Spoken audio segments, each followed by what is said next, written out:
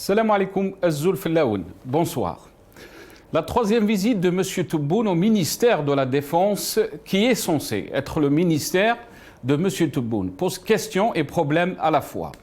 La question de la périodicité suscite des interrogations. Est-ce une convocation de l'état-major qui a été adressée au chef de l'État pour s'exprimer, pour s'expliquer suite à ces communications hasardeuses sur les médias étrangers d'importance secondaire? Est-ce un bilan étape de la politique menée par son gouvernement sur le plan interne? Est-ce aussi la révélation de signes d'une crispation au niveau de l'état-major rendant de facto les équilibres instables? Tout est envisageable et peut s'expliquer. L'armée est une institution, elle n'est pas fondée à porter soutien au président de la République. Seul le suffrage universel confère la légitimité de la République. L'institution militaire se trompe de lieu et de débat. Il n'est pas dans ses prérogatives de soutenir ou de désavouer le pouvoir politique librement élu ou pire, commenter son action. Il est vital de rompre avec ces pratiques vécues et non écrites. L'interventionnisme de l'état-major doit cesser. Sa mutation est une exigence historique. Elle doit se conformer au strict respect de ses missions constitutionnelles. Elle est et de soi d'être aussi le bouclier du peuple algérien sans ingérence dans la vie politique du pays. Le salut du pays en dépend depuis une trentaine d'années. Il existe d'assez nombreux pays émergents, le Mexique, le Chili, l'Argentine en Amérique latine, l'Afrique du Sud et la Turquie, la Thaïlande, la Malaisie, les Philippines en Asie sont les plus avancés. D'autres sont au début de leurs émergences. Les marchés financiers les ont baptisés Next 20 ou Next 15, selon le nombre retenu. Pérou, Colombie, en Amérique latine, Maroc, Tunisie, Nigeria, Égypte, Kenya en Afrique, Pakistan, Vietnam, Indonésie en Asie. L'Algérie va dans le mur, droit dans le mur à cause du régime et de ses dirigeants irresponsables qui refusent toute transition et démocratisation du pays, toute modernisation de la société et de son économie, toute ouverture du pays sur le monde. Pourquoi on prend en otage tout un peuple? Qui c'est qui bloque l'épanouissement et le développement de l'Algérie? Une chose est sûre, ce n'est pas le peuple. On gère l'Algérie comme par le passé. Rien n'a changé désormais dans l'Algérie nouvelle. On va droit au mur en frac. يلحق عندهم يديروا في دي بواط ويدير لي تيكتاج تاعو ويدير له كود بار تاعو ويصدروا. حنا قلنا با كيسيون ما يزيدش يصدر اون فراك، حتى يتصدر اون فراك كاين ان كود بار اون فراك نغلق الدومين تموت له الدوبليسيس في يده. اسمح لي لو تام.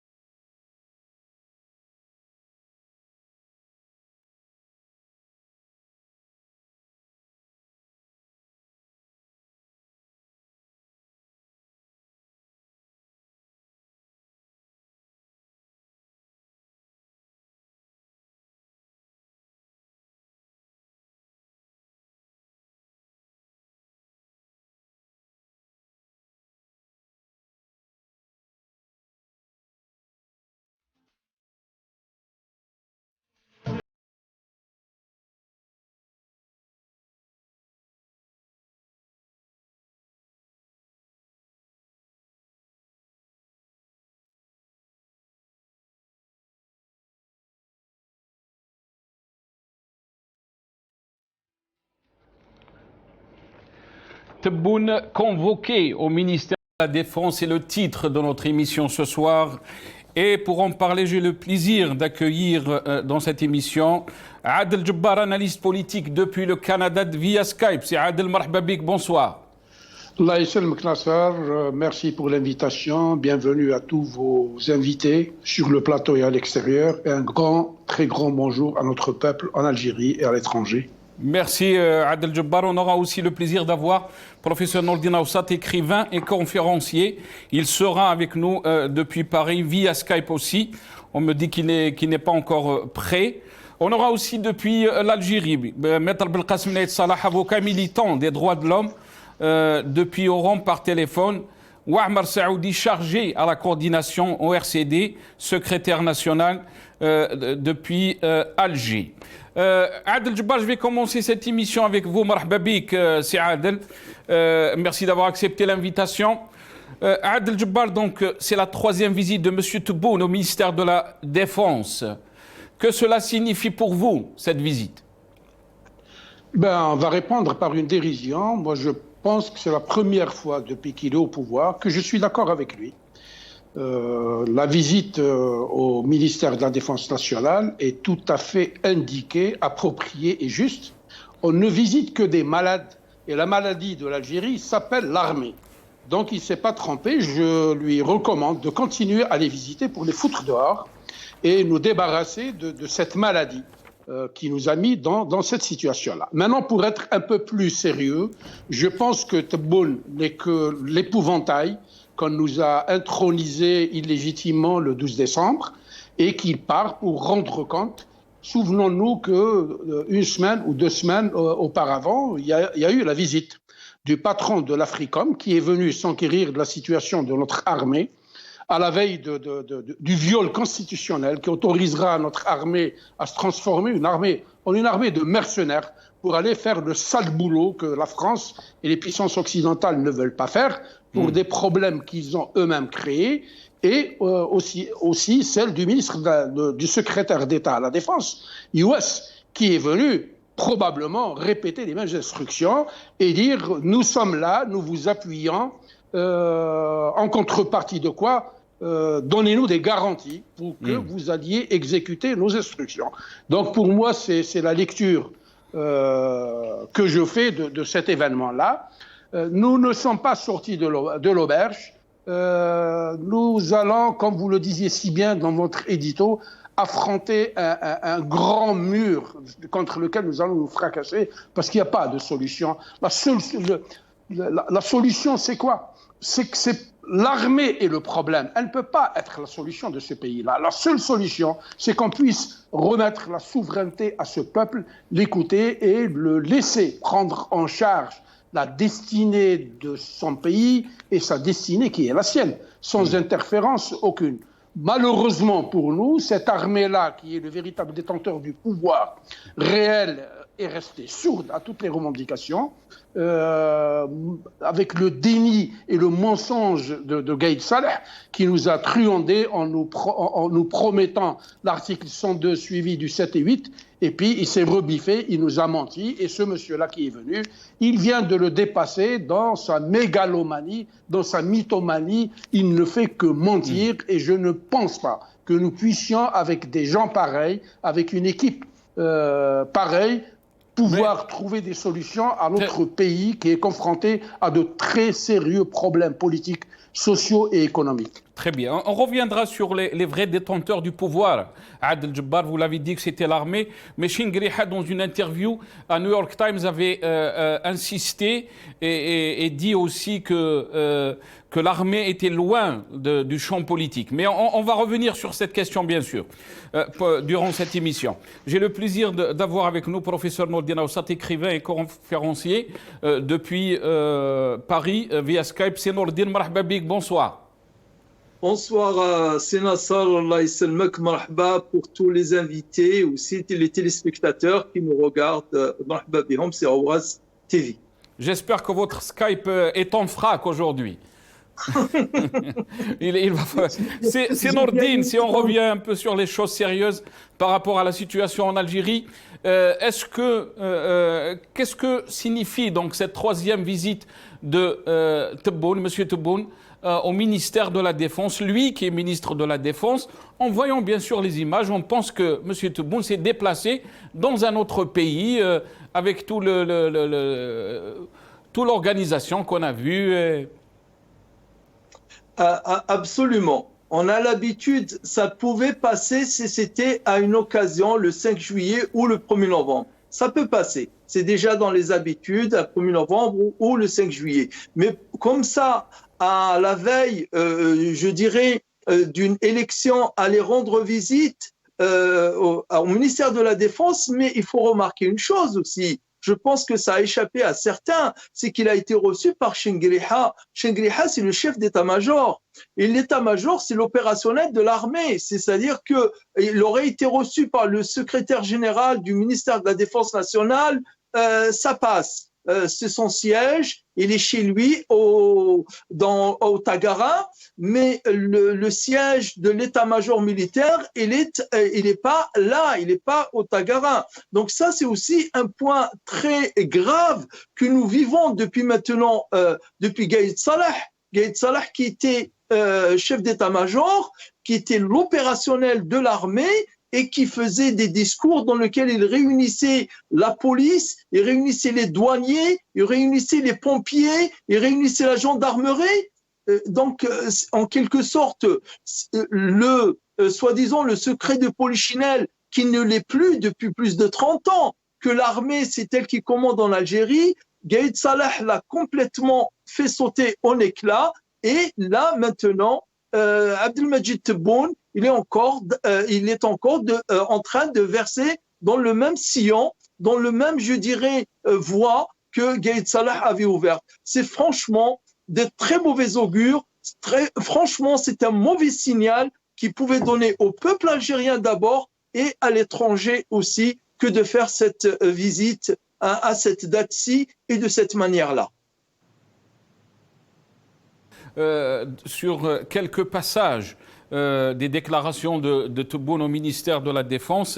On va essayer d'écouter ce soundbite qui parlait bien sûr de soundbite 3, le troisième soundbite si c'est possible. On va écouter ce qu'a dit Tebboune et je reviendrai à vous, Adel Jabbari Nour Dinawsa.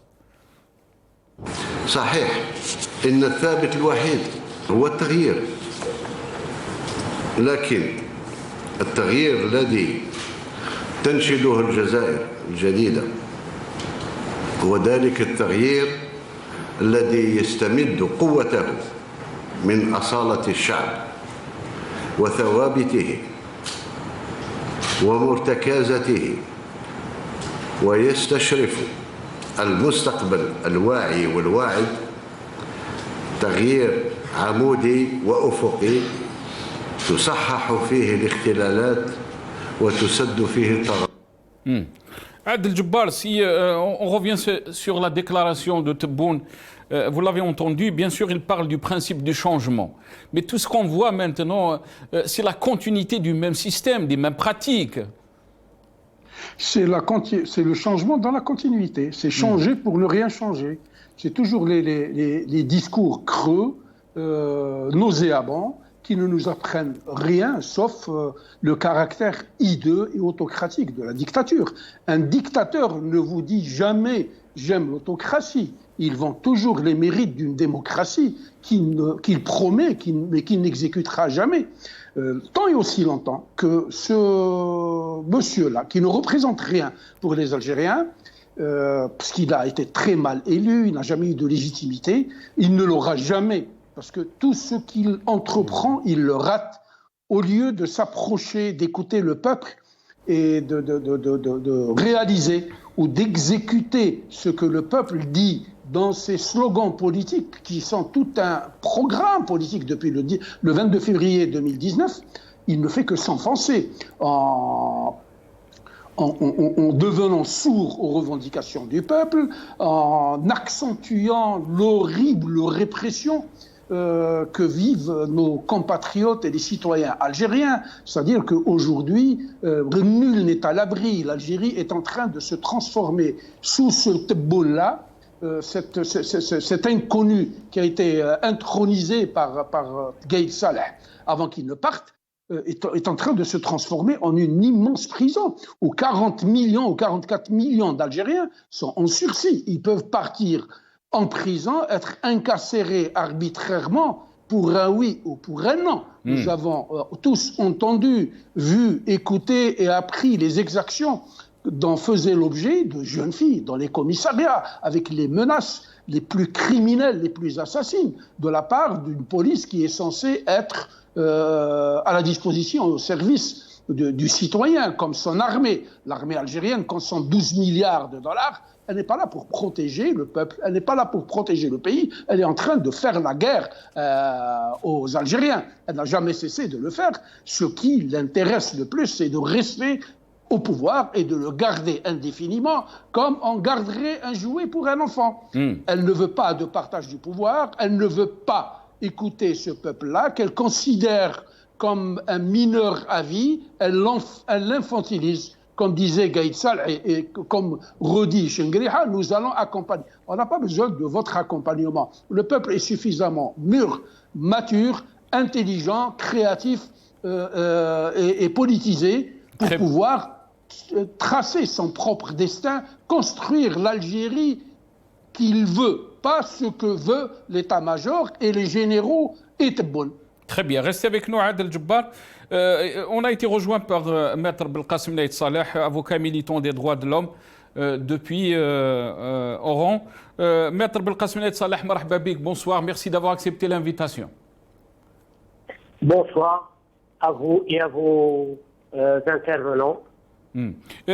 Maître Belkacem Naït Saleh, ces sorties de Tebboune et ces visites de Tebboune au ministère de la Défense, qu'est-ce qu'elles cachent et qu'est-ce qu'elles signifient exactement? Tout d'abord, il y a deux lectures. Il y a la lecture à la fois institutionnelle et constitutionnelle et il y a la lecture politique. Si nous restons dans le cadre constitutionnel, c'est, selon la Constitution et les institutions, c'est le chef suprême de l'armée. Si nous venons à la lecture politique, c'est une autre façon de voir les choses. Il y a une crise politique et personne ne peut résoudre cette crise politique sans la bénédiction du pouvoir réel, qui est l'institution militaire. À tort ou à raison, soyons clairs, cette institution est héritière d'une certaine légitimité révolutionnaire, historique. C'est elle qui décide dans ce pays-là, depuis 1962 jusqu'à ce jour. Soyons clairs et honnêtes avec soi-même. Cette institution, elle a cette obligation et cette manière de voir les choses, de vouloir soumettre ou exercer une certaine tutelle sur la société algérienne. Elle veut la régenter, historiquement elle l'a fait. Toujours est-il que la crise politique algérienne, sans la bénédiction de cette institution, ne peut pas trouver la voie. Moi, je sors des sentiers battus et je pense quels sont les rapports de force dans la société algérienne. Pourquoi donc, Maître Belkacem Naït Slimane, pourquoi, Naït Saleh, pardon, pourquoi Chengriha, dans son interview au New York Times, il a dit que l'armée n'a aucun rôle dans le champ politique algérien? Effectivement, ce n'est pas une question de rôle, mais il y a toujours cette façade civile qui a toujours, d'une manière ou d'une autre, elle a été incapable et incompétente de résoudre les problèmes de la société. Le problème de l'Algérie, le problème de l'État algérien. L'armée veut se défaire de cette situation et il a vécu un choc dont il n'arrive pas à sortir. C'est le choc des années 90. L'armée n'est pas encore sortie de cette logique. Cette logique qui, à tort ou à raison, ces politicards, et je dis bien, qui portent une grande responsabilité. C'est les politicards, depuis plus de 40 ans, 50 ans, c'est eux qui nous ont menés vers la catastrophe. Ils se vendent alors qu'ils sont incompétents de résoudre les problèmes. L'armée veut, nous connaissons des gens qui réfléchissent pour l'armée. Ils veulent jeter une passerelle. L'armée a compris que le changement est inévitable, qu'elle peut faire. Mais soyons sérieux, le contrat démocratique ne se fera pas dans le désordre. Nous comprenons logiquement Nous parlons de notre pays, nous ne parlons pas d'un autre pays, nous parlons de l'Algérie, de sa position historique et géographique. Nous n'allons pas rentrer dans des débats politiciens qui n'avancent rien, cette Algérie-là dont nous voulons construire. Elle sait qu'elle ne peut pas. Cette institution qui représente le pouvoir réel, elle sait qu'elle ne peut pas se mettre à travers des aspirations de la société. Comment jeter les passerelles? Comment ouvrir? Là où on peut aider cette institution, c'est qu'elle doit ouvrir le champ visuel. Il faut qu'elle sorte de cette logique de la clientèle. C'est pas ça civil de politique. Mais le Hirak était là, maître Belkacem Nait Saleh. Le Hirak était là, il a tendu la main et il voulait qu'on essaye bien sûr de changer le système en Algérie et surtout faire rupture avec le système. Pourquoi l'armée n'a pas donc écouté le peuple? On a parlé, Adel Djebbar a parlé de l'article 102 et bien sûr 7 et 8, on a appliqué l'article 102, mais on a jeté de côté l'article 7 et 8. Pourquoi on n'a pas écouté le peuple? Pourquoi on n'a pas saisi cette occasion historique pour rebâtir notre pays? Je vais vous répondre honnêtement. Le changement, il y aura le changement. Il est inévitable et l'institution militaire ou le pouvoir réel a compris. Seulement, il faut voir le débat qui se passe en Algérie. Il y a un clivage en Algérie. Il ne faut pas faire abstraction de ce genre de choses. Ces clivages sont devenus, nous les avons vus depuis le départ du Hirak, il y a un clivage, il y a des débats clivants. Comment sortir? Il faut comprendre que moi, je ne défends pas l'institution, mais je vais être logique. Les débats que les vont mettre Belkacem Nait Saleh, on les a vus aussi du côté de l'armée, quand Gaïd Saleh mettait les Algériens d'un côté contre les autres, quand il parlait de la Kabylie, quand il parlait de l'emblème Amazir, alors que les Algériens sont sortis en force pour dire qu'on est un peuple uni. L'armée a tout fait. Et quand je parle de l'armée, je parle bien sûr de l'état-major, pour essayer de diviser le peuple. Soyons clairs, en absence d'institutions, c'est la seule institution qui existe en Algérie. Soyons clairs, soyons honnêtes. Nous parlons d'un pays, nous ne parlons pas d'une boutique. Nous n'avons pas d'autre institution. Nous avons un pléthore de politicards qui n'arrivent pas à apprendre les aspirations du peuple. Là, à tort ou à raison, cette institution a pris de la politique. En principe, elle ne le devrait pas. Mais devant le désert de Bouteflika et le désastre de Bouteflika, qui a passé 20 années à vouloir ne pas jeter les passerelles avec la société, nous disons que le contrat démocratique, que la situation géographique et politique d'un pays, qu'il y a, et je dirais qu'il y a un souci majeur pour cette institution, c'est la stabilité, c'est cette région qui est instable. Il y a des avis, il y a des intérêts de puissances étrangères. Soyons sérieux, nous parlons de notre pays. L'armée ou l'institution militaire ou le pouvoir réel est obligé de jeter les passerelles avec la société parce qu'elle sait pertinemment que le changement est inévitable et qu'elle pourra en aucune manière soumettre toute une société. Ça, c'est des constantes. Maintenant, les moyens, comment faire, quel est le programme? Et là, elle n'a pas d'interlocuteur. Quand vous me parlez, si vous résumez les idées d'une personne pour une institution, je vous dirais que nous faisons fausse route. Tout ensemble, nous faisons fausse route. Maintenant, ils ont compris que le changement est inévitable, que la société ne peut pas se soumettre. Il y a une autre manière de voir l'Algérie, de construire l'Algérie. Mais tout ce qu'on voit, maître Belkacem Nait Saleh, c'est le contraire. Les Algériens sont en train de voir le contraire. Il n'y a aucun signe positif qui démontre que les vrais détenteurs du pouvoir ont compris qu'il faut un changement en Algérie, qu'on ne peut pas gérer, on ne peut pas continuer à gérer l'Algérie de la même façon qu'on l'a gérée depuis 62. Restez avec nous, Belkacem Nait Saleh.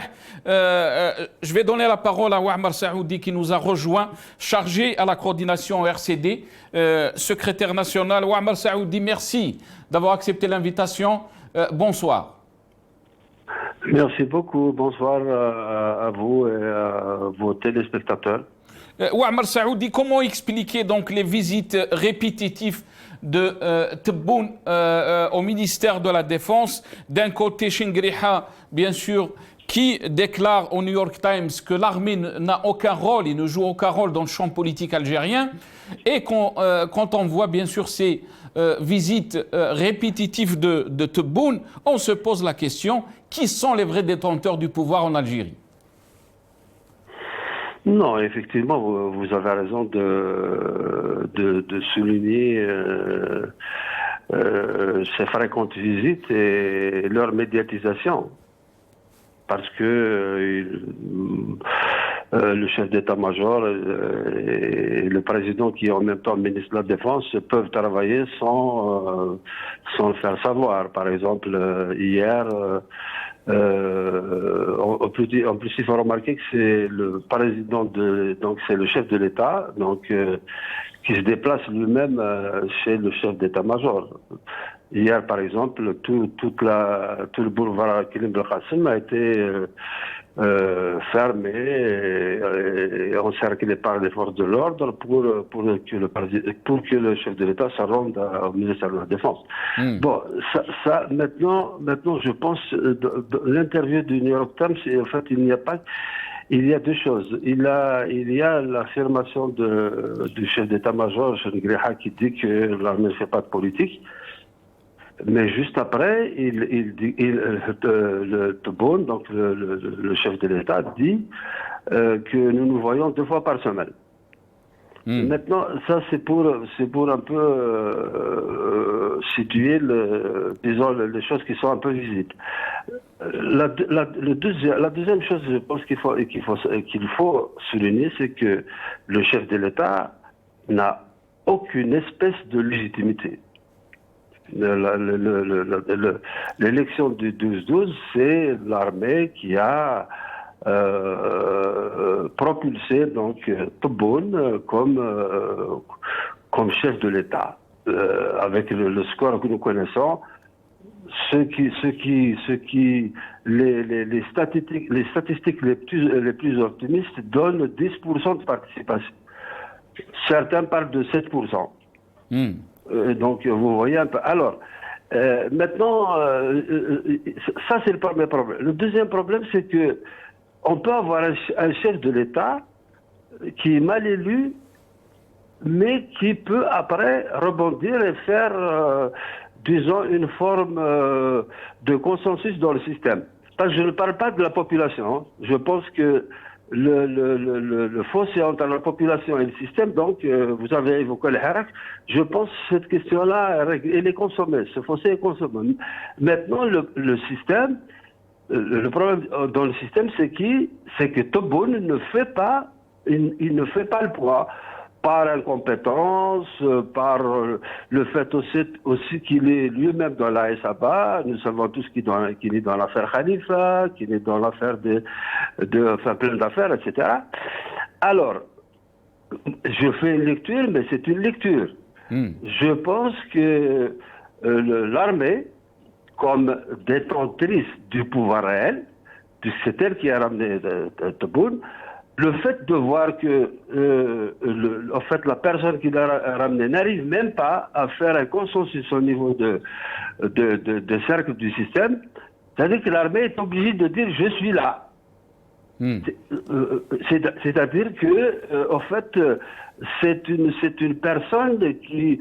Donc, bon, je ne veux pas parler de personne, mais en fait, il n'y a pas de chef de l'État, y compris par rapport au cercle traditionnel du système. Donc l'armée est obligée de s'afficher. C'est pour ça qu'à mon avis, il y a ces médiatisations. Pour dire l'armée est là, nous soutenons. Jusqu'à quel point, on ne le sait pas. Est-ce que, par exemple, les histoires de rameuter des clientèles pour dire on vote oui, d'autres votent non. Est-ce que le chemin de Tebboune va se terminer le 1er novembre? C'est-à-dire est-ce que le système va organiser un non? en fait, on entend. Donc la lecture, c'est celle-là. En tout cas, donc vous pensez qu'on l'armée dit, je suis là, et que donc ce chef de l'État un peu potiche, qui n'arrive même pas à faire une forme de consensus dans les cercles de décision. L'armée elle s'affiche comme ça. Pour très bien. Derrière, je soutiens. Voilà, c'est une lecture politique, sans plus. Très bien. On va essayer d'enchaîner de ce que vous êtes en train de dire. Ouammar Saoudi, l'armée, elle s'affiche, elle dit que je suis là. On écoute ce qu'a dit Shingriha, Soundbite 2. On écoute ce qu'a dit Shingriha et je reviens. في الختام نؤكد لكم السيد الرئيس أن الجيش الوطني الشعبي المتمسك بأداء مهامه الدستورية جاهز تحت قياداتكم لرفع كافة التحديات والتصدي لكل مشروع معادي لبلادنا. فالجيش الوطني الشعبي سليل جيش التحرير الوطني سيظل الحصن المنيع والدرع الوقي الذي تتحطم عليه كل المحاولات المعادية حفاظا على أمانة الشهداء. Nourdine Aoussat, vous avez entendu le chef d'état-major Shingriha. Votre réaction? C'est que là, on ne peut pas ne pas comprendre qu'il s'adresse à l'intérieur. C'est-à-dire là, en parlant des menaces, en parlant des velléités qui pourraient menacer la nation, l'Algérie, il ne parle que de l'intérieur. On ne comprend pas qu'il y a une menace extérieure. Et je dirais que ça nous rappelle, sauf qu'en 92, ça n'a pas été dit comme cela, qu'il s'attend que si le pouvoir leur échapperait d'une manière ou d'une autre, ils vont intervenir encore une fois dans le champ politique. Il y a un passage de Tebboune, on va essayer de l'écouter après. Il y a un passage dont il parlait des années 90. Ah d'accord, d'accord. Donc de toutes les manières, je dirais, pour répondre un peu à l'intervenant, monsieur l'avocat qui a parlé tout à l'heure, peut-être qu'il ne connaît pas très bien l'armée, et c'est pour ça que la lecture institutionnelle qu'il en a faite n'était pas, à mon sens, la bonne, parce que institutionnellement, même si Tebboune est le ministre de la Défense, le chef suprême des forces armées, il n'a pas à se déplacer au ministère de la Défense nationale avec un cérémonial. Si c'est dans le cadre de ses prérogatives, si dans le cadre de ses missions institutionnelles, constitutionnelles, il n'avait pas à faire un cérémonial. Le fait de faire un cérémonial, c'est que là, on fait voir. C'est pas dans le cadre du travail, mais c'est dans le cadre de la communication. Quelle communication? Communication vers l'intérieur.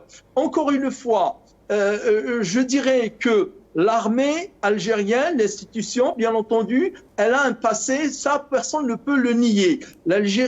Cette institution a raté le coach de 80 à la mort de Boumedienne pour passer la main aux civils. L'Algérie avait déjà 18 ans donc d'indépendance. Il y avait toute une génération de politiques civiles qui pouvaient prendre le relais. Elle ne l'a pas fait. Encore 91, 92, elle ne l'a pas fait. Et là, actuellement, avec le Hirak, avec tout cet enthousiasme, ce mouvement, cette aspiration populaire, l'armée pouvait accompagner, donc pas dans le sens de lui montrer le chemin, mais dans le sens d'être en phase, d'être en harmonie avec le peuple. Elle ne l'a pas été. Elle ne s'est pas mise, certes, au travers du chemin du peuple, mais elle ne l'a pas non plus suivi ses aspirations, et aujourd'hui elle est totalement en déphasage, elle est totalement, je dirais, larguée par rapport aux aspirations populaires. Il n'y a pas trois solutions, soit ils vont se résoudre à répondre aux aspirations du Hirak et pacifiquement passer la main, parce que le peuple ne va plus arrêter. Le caractère civil de l'État algérien, c'est devenu vital, c'est plus essentiel. On parlait de la seule institution, il n'y a pas que l'armée, c'est l'armée qui a empêché qu'il y ait une autre institution. L'armée a tout fait pour que la Sonatrach soit une entreprise, je dirais, prospère, plutôt plus ou moins moderne, parce que c'est sa mamelle, c'est sa rente, c'est la source de sa survie et elle-même. Très bien. Autour d'elle, les institutions constitutionnelles, elle n'a rien fait, elle les a au contraire toutes muselées, sinon détruites et cassées. Très bien. Avant de donner la... Très bien. Avant de donner la parole à Adel Jabbar, Maître Belkacem Nait Saleh, est-ce que vous voulez rebondir par rapport à ce qu'a dit le professeur Nourdine Naoussa? Maître Belkacem Nait Saleh, est-ce que vous voulez rebondir par rapport à ce qu'a dit le professeur Nourdine Naoussa? Oui, je voudrais dire simplement que, à tort ou à raison, je dirais toujours que l'armée ou l'institution militaire, elle doit avoir toujours un rôle historiquement.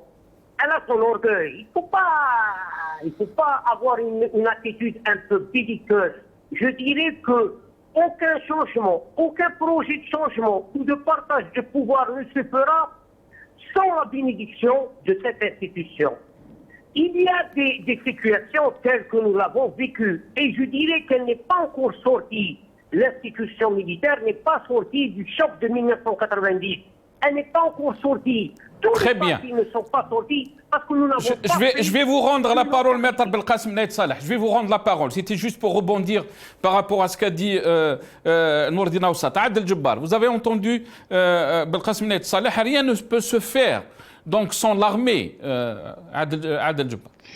Il faudrait qu'on soit honnête avec nous-mêmes et avec notre peuple pour dire que le mal originel de l'Algérie, c'est l'armée. Il faut rappeler que nos problèmes ne datent pas de 1999 avec l'intronisation de Bouteflika.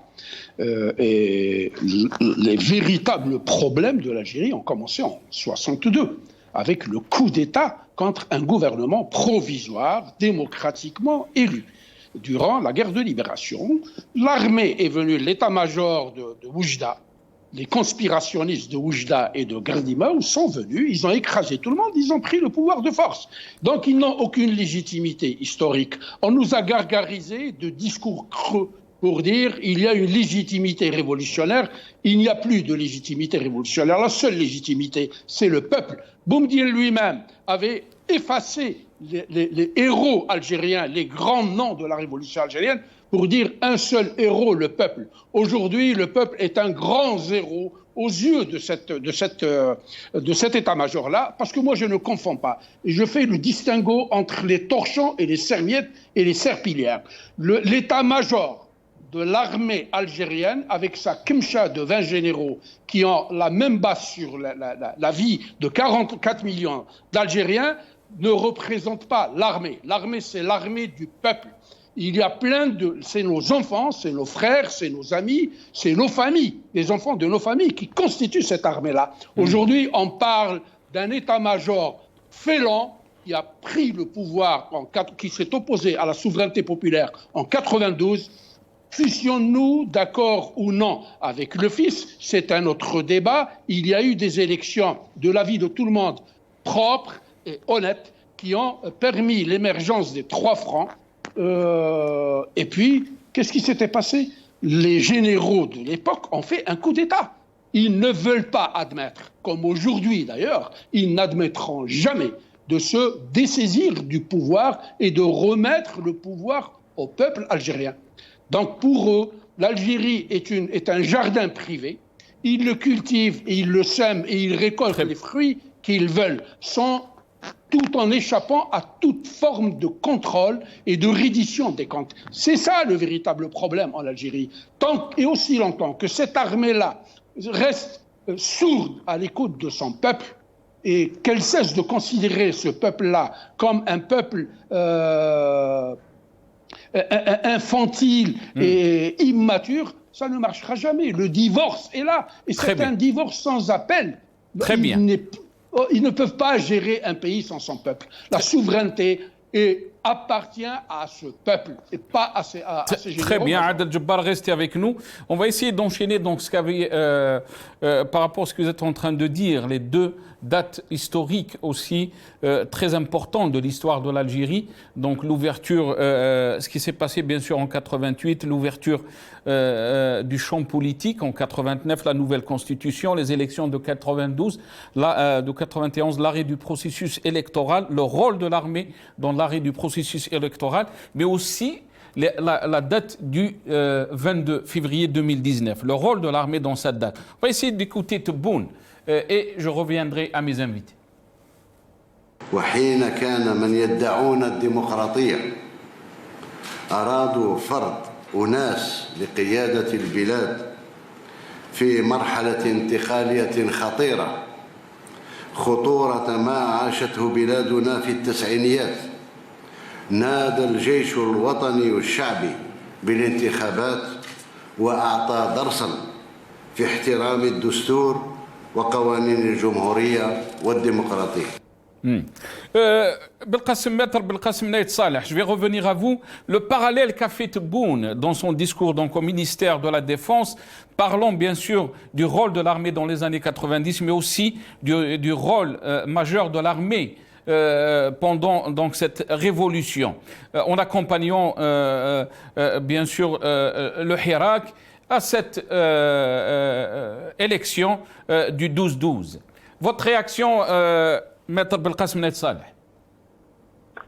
Si vous permettez, je reviendrai à une précision de taille. Quand j'ai dit que tout le monde n'est pas sorti du choc de 1992, je viens de le confirmer avec tout mon respect à votre invité qui nous a parlé qu'il y a eu des élections, mais tout le monde n'est pas encore sorti. L'Algérie de 2019, du 22 février 2019, veut en sortir de cette logique. Cette logique qui va nous remener vers le désastre et la ruine. Mais qui c'est qui veut pas sortir de cette logique, maître? Ceux qui ont des intérêts à défendre. Ceux qui veulent, qui nous parlent d'une certaine Algérie qui la conçoivent eux tout en excluant les autres. Ceux qui veulent l'Algérie pour leur propre intérêt. Ceux qui ne veulent pas l'Algérie du pauvre, de l'étudiant, de la femme, de l'enfant, du paysan, du nazir, de l'islamisme, que ceux-là qui ne veulent pas. Ils veulent ces politicards qui nous ramènent toujours vers un passé. L'Algérie de 22 février ne parle pas de ça. En dépit du clivage et des débats clivants, l'Algérie d'aujourd'hui veut construire un avenir. Nous n'avons pas d'autre pays. Il faut sortir de cette logique de confrontation. Nous avons dit à tout le monde qu'il faut jeter les passerelles de la compréhension, du compromis historique. Nous voulons que même l'institution militaire tienne cette occasion pour faire un compromis historique avec le peuple. L'Algérie, c'est le peuple, et l'État, c'est le peuple, et personne ne peut faire abstraction de ce peuple. Le peuple ne sera jamais soumis. On ne reviendra jamais à l'après.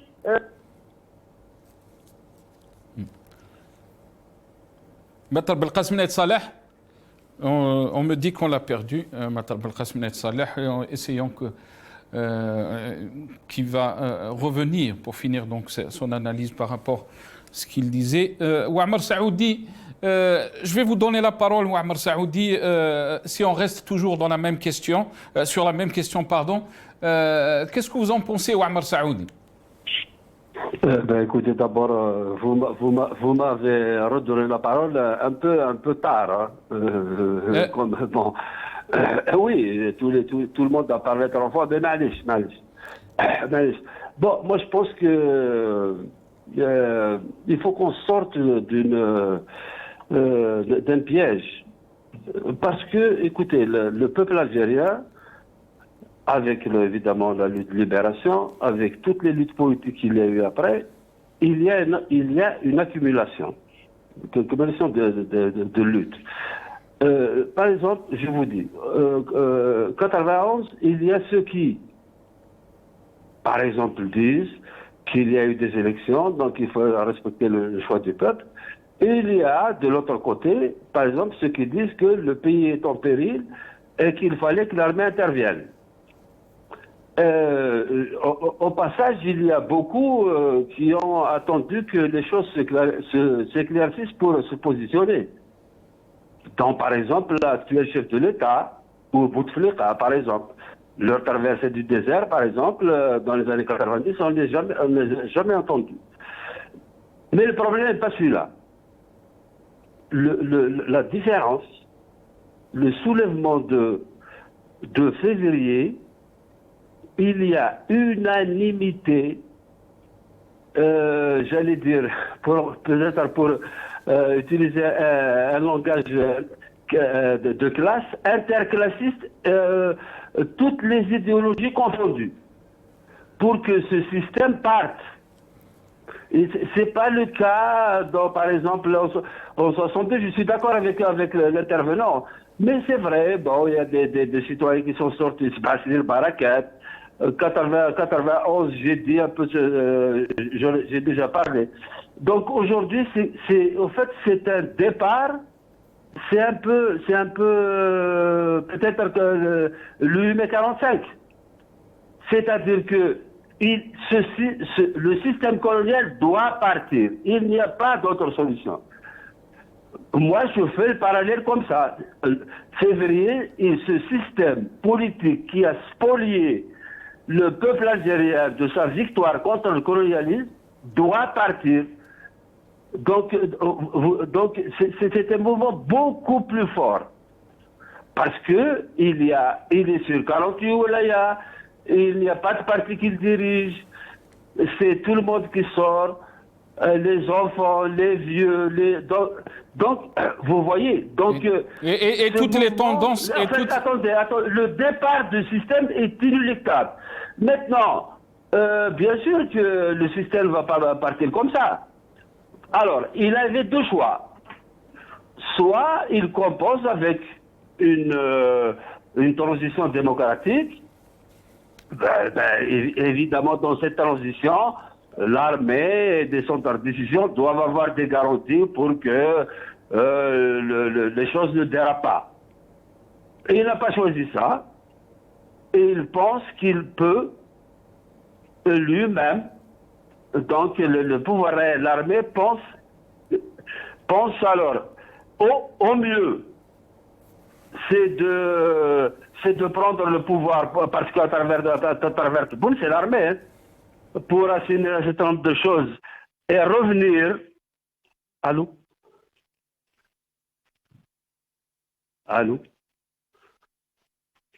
On vous entend, Ouammar Saoudi. Allô? On vous écoute, Ouammar Saoudi. Voilà, je dis que la force du mouvement fait que, vous savez, dans l'armée, il n'y a pas que des vieux généraux. Hein. Il y a des gens qui réfléchissent, il y a des gens qui savent que, qui ont lu ce mouvement, il faut que ce système parte. Allô?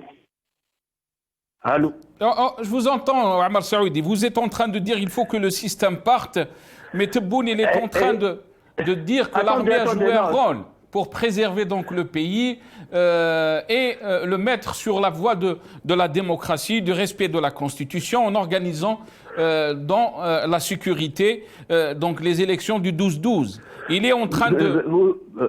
Je vais pas revenir sur ça. Aujourd'hui, on assiste à quoi? Tous les espaces publics sont privatisés. C'est-à-dire que l'armée, les services de sécurité sont instrumentalisés, la justice est instrumentalisée, y compris, vous savez, par exemple, à Alger Centre, la police vient, contrôle d'identité, vous venez de Msila ou de Bjaya, vous êtes mis en mandat de dépôt. Ouais, je reste de là. Donc, en fait, le choix de l'armée de tenter en fait de régler un certain nombre de choses à l'intérieur des cercles de décision, en attendant, si vous voulez que la situation se normalise un peu, c'est un choix dangereux parce que pendant ce temps-là, tous les jeunes, toute la population, en fait, perdent tout lien avec l'État. Lorsque vous ne pouvez plus vous déplacer d'une ville à une autre, lorsque vous ne pouvez pas aller dans la rue normalement, lorsque vous êtes pris à Mendar, vous êtes jeté en prison. Les arrestations des militants politiques, les arrestations de journalistes... Des militants politiques, vous voyez un peu... quand on arrête quelqu'un, parce qu'il y a une vidéo sur Facebook, ou là, ensuite, encore n'importe quel chef d'inculpation, vous ne pouvez pas gérer un pays comme ça. Ce n'est pas possible. Très bien. Restez avec nous, Ouammar Saoudi. Restez avec nous, mais je pense qu'on a repris Maître Belkacem Naït Saleh. Ça a coupé. Belkacem Naït Saleh, est-ce que vous êtes avec nous? Belkacem Naït Saleh? Non, il n'est pas avec nous. Nourdine Naoussat, je vais revenir à vous. Comment vous voyez donc ce qu'a dit bien sûr Tebboune par rapport bien sûr à ce qui s'est passé dans les années 90, le rôle de l'armée, mais surtout on va essayer de revenir sur le contexte actuel, le rôle de l'armée dans cette révolution du sourire. Je pense que la vision que Abdelmajid Tebboune a du rôle de l'armée dans les années 90, comme de son rôle récemment, l'année 2019 et 2020, est totalement erronée. Donc il y a de la mémoire sélective chez lui, il y a de l'amnésie chez lui, et alors qu'il devait se rappeler que l'armée, à chaque fois qu'elle intervient dans le champ politique, c'est pour retarder l'avènement de la démocratie. C'est dans le but de retarder ou de mettre de côté, geler, pour ne pas dire complètement écraser la Constitution et faire des solutions hors Constitution. C'était le cas en 80. Je reviens à 80 parce que c'est très important pour avoir une mémoire plus longue. Il faut aujourd'hui, ça a été dit plusieurs fois, il faut être responsable. On a un seul pays, c'est l'Algérie. Oui, il faut être responsable. On a un seul pays. Il faut sortir de la politique politicienne. Il faut avoir une parole responsable. Il faut avoir une parole conséquente. Ici, pour cette raison, c'est bien de rappeler ça très rapidement. En 80, il y avait 4 candidats, c'est tous des civils. Il y avait Mohamed Yahyaoui, Mohamed Saleh Yahyaoui, il y avait Rabah Bitat, il y avait Ahmed Talib al-Ibrahimi et il y avait Bouteflika. Qu'est-ce qu'elle fait l'armée? Elle fait une réunion à l'INETA, à Bourj el-Kifan, sous le commandement de l'Arbi Belkhir, et il décide de nous sortir d'un chapeau, Chedli Ben Jdid, alors que c'était une solution inattendue. Et c'était le cas en 92, puisque tout le monde s'attendait à ce que le processus électoral allait suivre son cours, et l'armée décide de stopper tout. Et encore en 2019, le peuple est sorti massivement, toutes les générations, toutes les régions, loin et au-dessus de toutes les appartenances politiques ou autres, pour demander le changement. Et qui va empêcher ce changement? Encore une fois, c'est l'armée. C'est l'armée, pourquoi? Parce que c'est l'armée qui va imposer son propre agenda qui n'est pas celui de l'Hirak. Mais il n'y a pas que ça. Il y a aussi un point très important à prendre en considération. C'est que l'armée en 2019, surtout l'armée en 2020, c'est plus l'armée de 80, c'est plus l'armée de 92. L'armée de 92, on disait qu'ils aimaient le pouvoir, qu'ils voulaient s'accaparer le pouvoir, mais on ne savait pas qu'il y avait aussi des malversations, il y avait aussi l'amour de l'argent, l'amour de la richesse et de l'accaparement des richesses au sein de l'armée. Aujourd'hui, on le sait. On le sait, il y a le commandant général de la gendarmerie qui est en fuite avec de l'argent et beaucoup de choses qu'il a, beaucoup de dossiers. Il y a un autre qui est le suivant, qui est en prison militaire, le général Nouba, aussi avec des dossiers aussi de malversation financière. Beaucoup de généraux avec des malversations financières. Et là, l'image de l'armée, elle n'est plus une institution désintéressée par désintéressée par l'argent, désintéressée par les richesses et qui est là pour protéger le pouvoir. Non, c'est plus le cas. Ça est d'un. Deuxième point très important aussi à ne pas occulter, c'est que l'armée, en tant qu'institution, elle a montré aussi son incapacité à être exemplaire dans le fonctionnement, dans le management. Qu'il y ait aujourd'hui des généraux de 80 ans, de 82 jusqu'à 86 ans, nous dit-on, encore à l'armée, ça montre quoi cela? Ça montre que ces gens-là ont été incapables de former une relève. Ils ont été incapables. Ceux qui étaient incapables au sein de l'armée uniquement, qui est pourtant un corps organisé, avec des règles bien précises pour la montée en grade, pour le départ en retraite, pour, je dirais, prévaloir à telle ou telle fonction, ils ne l'ont pas fait. Comment ils peuvent gérer ce pays? Comment ils sont incapables? C'est pour ça que le changement, l'armée en dehors du champ politique est devenue vitale. Très bien, restez avec nous, Nourdine Aoussat. Adel Djebbar, on va essayer d'écouter ce passage de Tebboune, donc au siège du ministère de la Défense. Tebboune nous parle de cet ennemi invisible. On écoute la vidéo. قد اجتازت الجزائر بفضل من الله ثم بصمود جيشنا الباسل وبوعي ونضج مواطنينا مطبات كثيرة وانتصرنا عليها، ولكننا لم نصل بعد إلى بر الأمان في عالم متماوج مما يوجب علينا دائما الاستعداد واليقظة، لأن المتربصين بنا لن يتوقفوا، خصوصا على حدود الجزائر التي تحولت إلى مسرح للصراعات الدولية وهي تعنينا بشكل مباشر شئنا. Adel Djebbar, vous avez écouté Tebboune, mais la question qu'on se pose à Adel Djebbar, est-ce que la politique qui est maintenue donc, depuis 62 est le vrai problème pour l'existence de l'Algérie?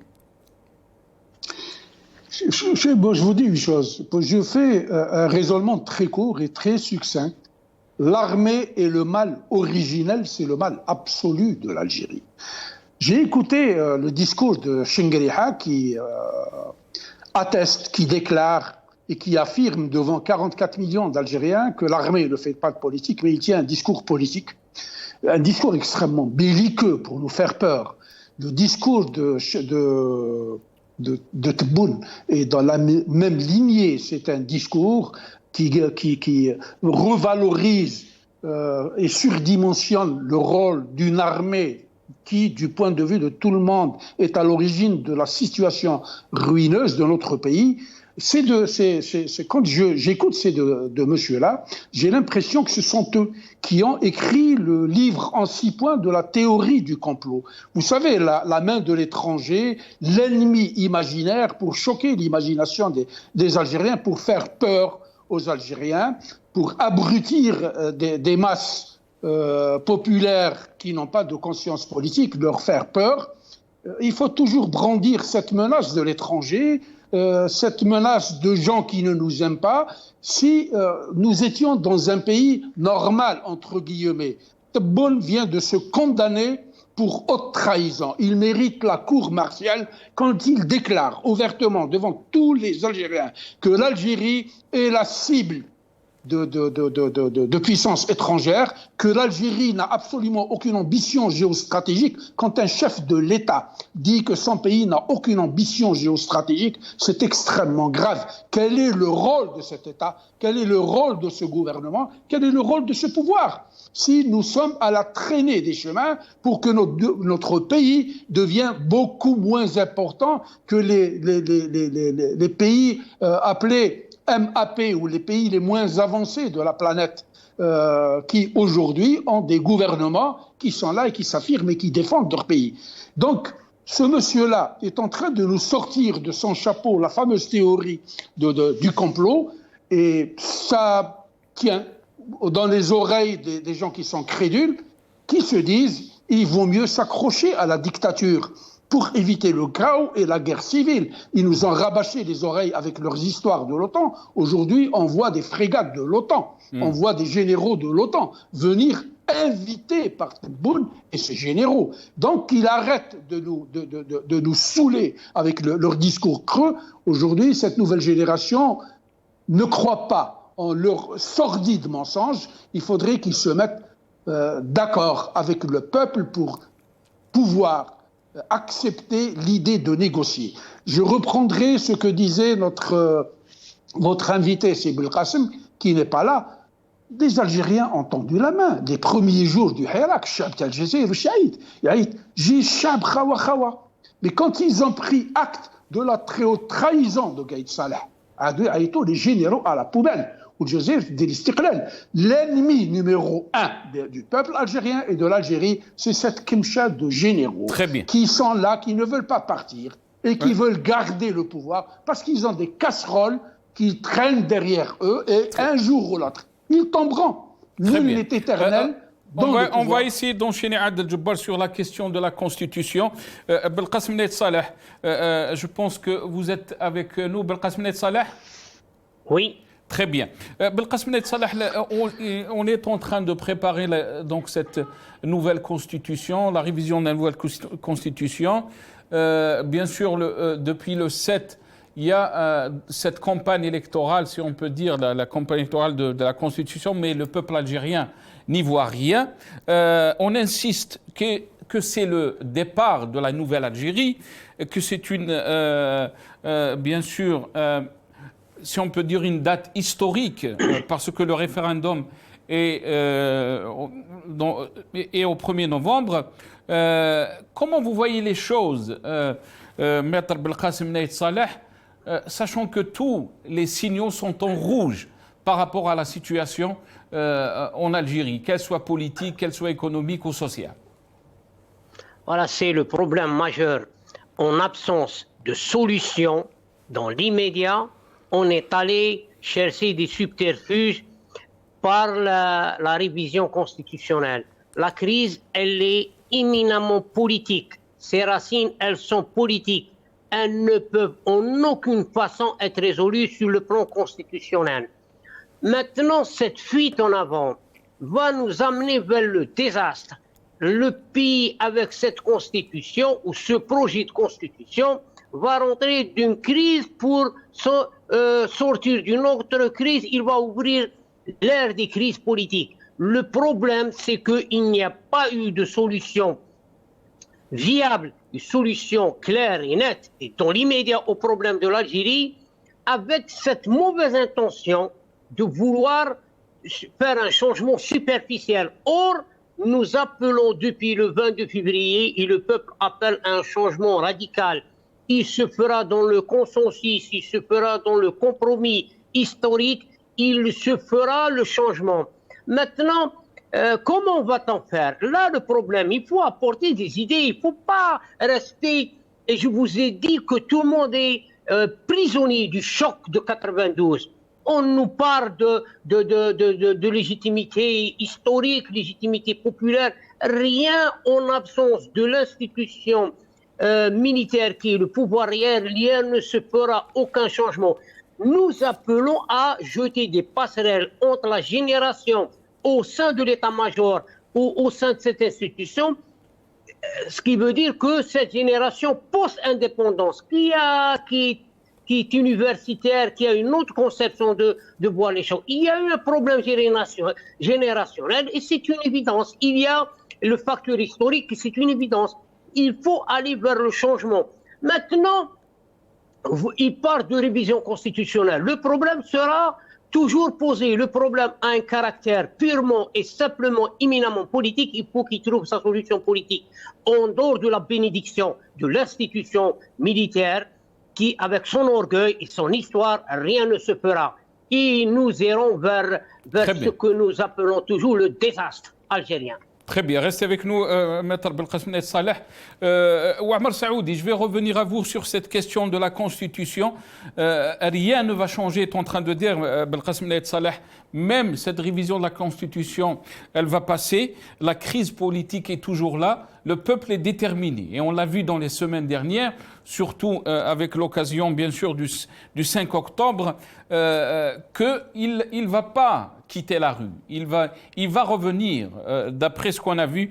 Qu'est-ce que vous en pensez, Ouamar Saoudi? Non, tout d'abord, la Constitution actuelle, elle garantit un certain nombre de droits.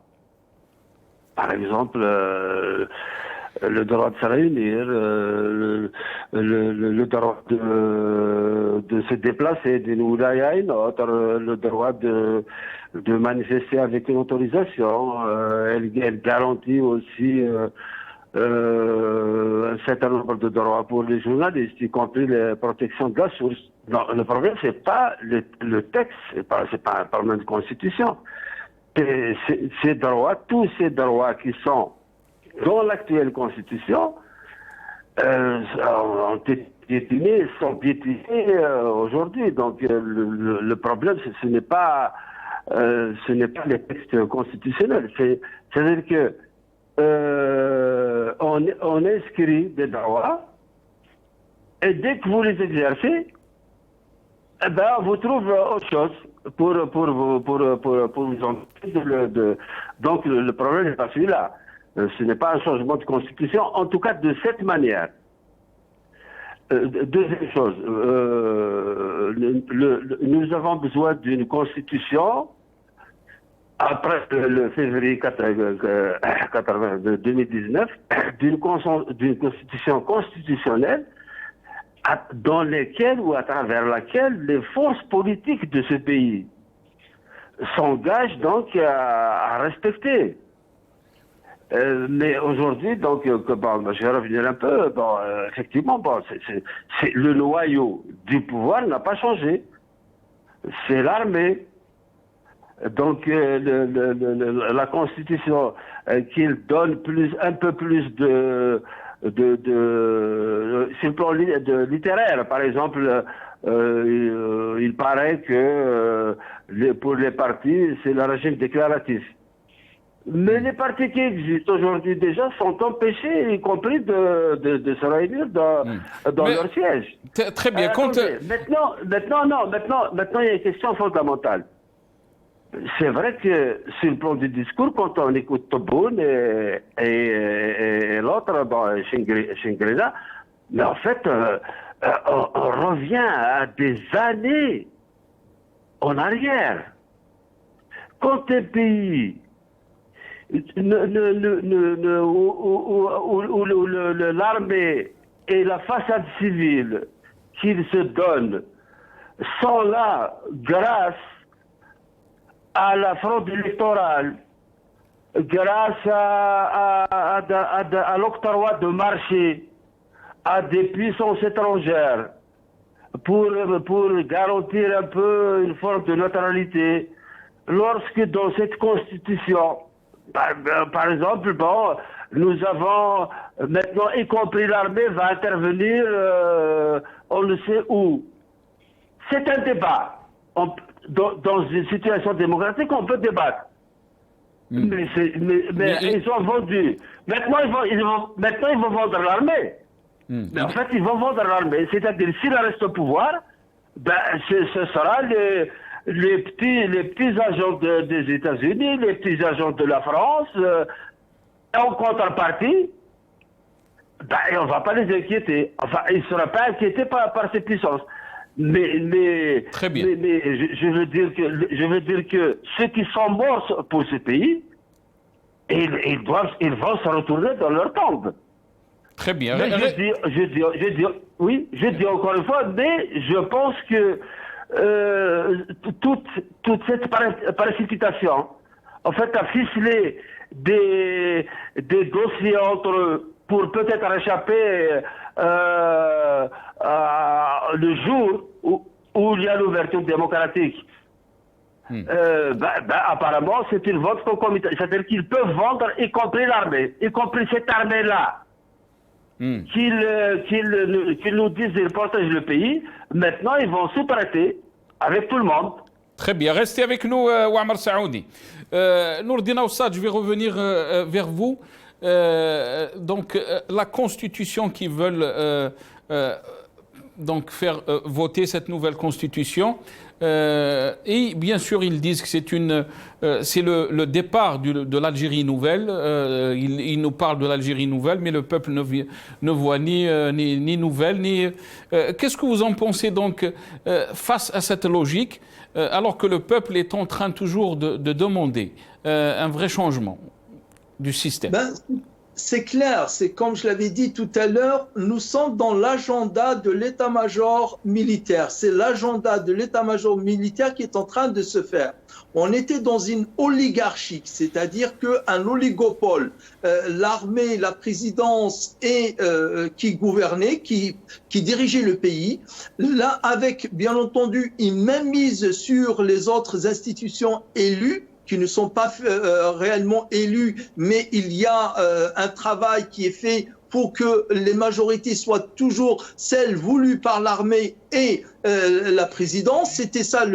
Là, on va vers un schéma qui est totalement, qui sera différent, mais différent uniquement sur une partie. On va avoir un président qui va avoir les mêmes prérogatives que Bouteflika. La constitution ou le projet constitutionnel de révision constitutionnelle, c'est pour passer d'une constitution au régime présidentiel à une constitution, à un régime ultra-présidentiel, voire même certains disent un système impérial. Il a autant et plus d'ailleurs de prérogatives le président dans cette nouvelle constitution que l'autre. Donc, on va dans les mêmes problèmes, on va vers les mêmes problèmes sur le plan constitutionnel. Mais il n'y a pas que ça. Et c'est pour cette raison qu'ils peuvent avoir une Assemblée nationale librement élue. Ils vont laisser une grande liberté pour ceux qui vont se présenter, avec une dose bien sûr de leur part, mais il y aura un domaine qui sera totalement protégé, comme au Maroc. Au Maroc, vous avez le roi avec ses prérogatives, et puis vous avez le gouvernement et l'Assemblée nationale. On va avoir l'armée et le président qui forment à peu près la famille royale, et le reste, c'est le peuple. Je vais attirer votre attention sur un point important. Nous avons la chance cette fois-ci d'avoir une interview de Tebboune écrite, et l'interview de Tebboune orale, l'enregistrement sur Dailymotion du journal L'Opinion.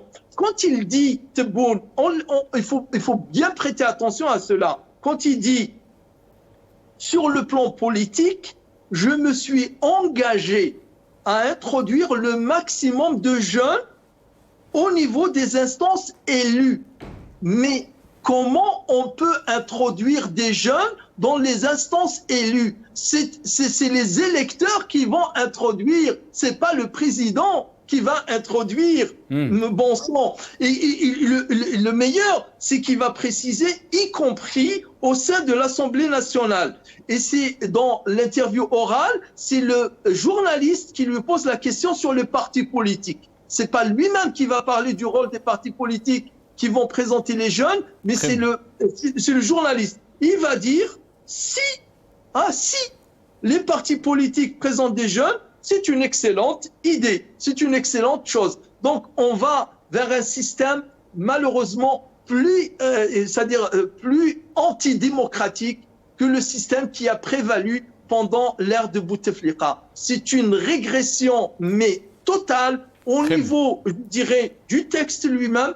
Mais un autre point, si tu permets, Sénassol, très important à préciser. Très rapidement, Sénordine, très rapidement. Très rapidement, oui, très rapidement. Dans son discours du 14 août, de la mi-août, Tebboune, il a dit, on présente un projet, s'il est accepté, oui, sinon on revient à celui de la constitution de 2016, de Tebboune, de Bouteflika. De 2016. Mais c'est quoi cette logique? C'est quoi cette logique Nous, le peuple dit non à la Constitution de 2016 et non à ce projet de révision constitutionnelle. Pourquoi enfermer si ce n'est pas un vice, si ce n'est pas voulu et volontaire de leur part d'imposer un agenda que d'enfermer le peuple ou le choix du peuple dans deux alternatives, soit la Constitution 2016, soit celle de 2020.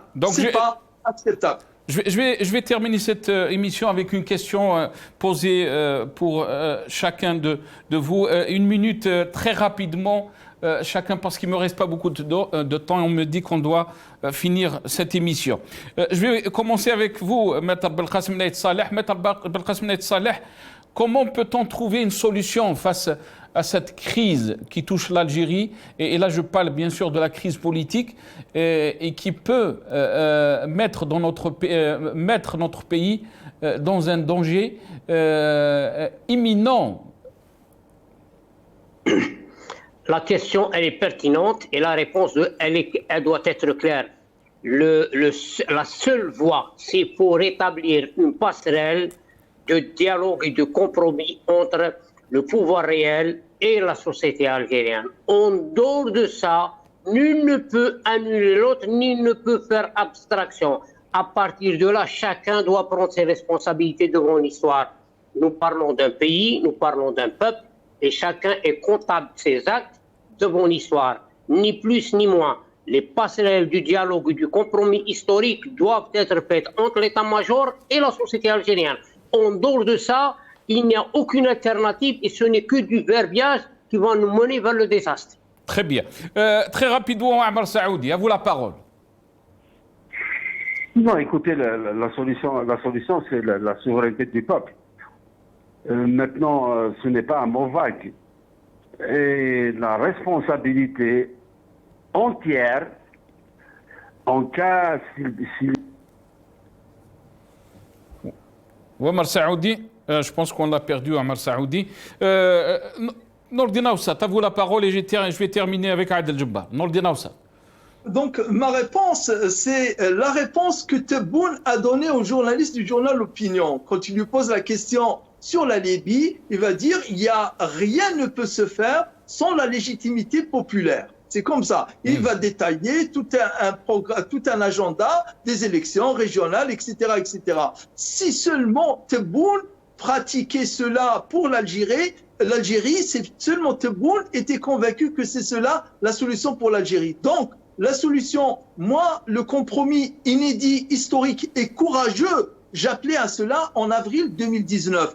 Quand on parlait Jishab Khawa Khawa, j'espérais, je souhaitais, je l'ai dit plusieurs fois sur l'ancienne chaîne Al-Magharibiya, qu'il était temps de faire un compromis. Mais je pense que l'armée ne veut pas de ce compromis. L'armée veut toujours être le centre du commandement. Donc il faut continuer à faire pression et que le peuple montre à chaque fois qu'il n'est pas prêt de lâcher sur la nature civile de l'État. Il est temps de passer la main pour une Algérie nouvelle, réellement nouvelle, démocratique et basée sur l'article 7 et 8, à savoir la souveraineté populaire. Adel Jabbar, à vous la parole.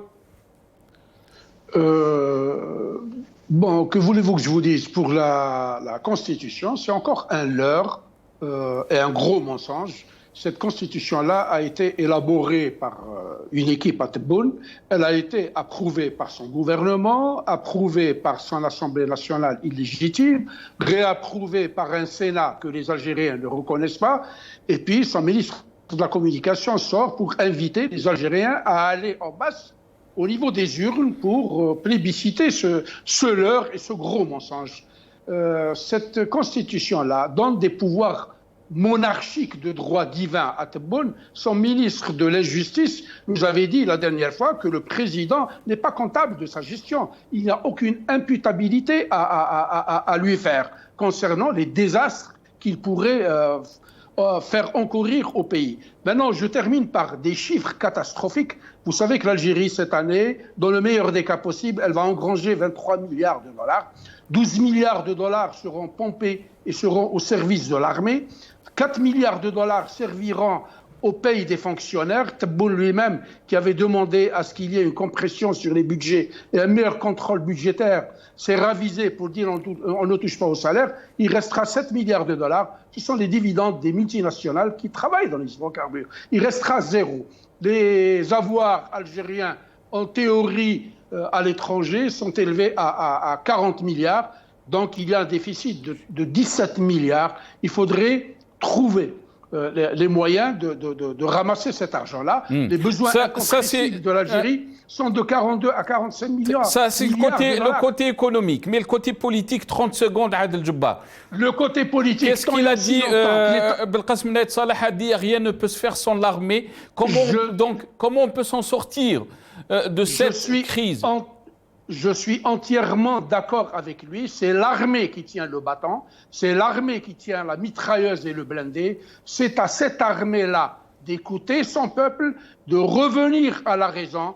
Il y a certainement parmi ces généraux-là des gens qui sont nationalistes, qui aiment leur pays, qui sont près de leur peuple, qui n'ont pas honte de rentrer chez eux le soir et de trouver leurs voisins civils démunis qui les regardent et qui se disent il est temps aujourd'hui qu'on écoute ce peuple-là et qu'on lui redonne sa souveraineté. La solution appartient à l'armée. Si l'armée ne s'apprête pas au jeu démocratique et au transfert de la souveraineté, nous allons vers une énorme catastrophe. Inch'Allah, Adel Djebbar. Merci beaucoup à vous, Adel Djebbar, analyste politique qui est avec nous depuis le Canada via Skype. Merci à vous, professeur Nordin Rawsat, écrivain et conférencier, qui était avec nous depuis Paris via Skype aussi. Maître Belkacem Naït Salah, merci à vous, avocat et militant des droits de l'homme, qui était avec nous depuis Oran. Ouamar Saoudi, qu'on a perdu à la fin de cette émission, chargé à la coordination RCD, secrétaire national, qui était avec nous depuis Alger. Ya'tikoum Saha, je vous retrouve dans d'autres émissions, Inch'Allah. Bqaw ala khair.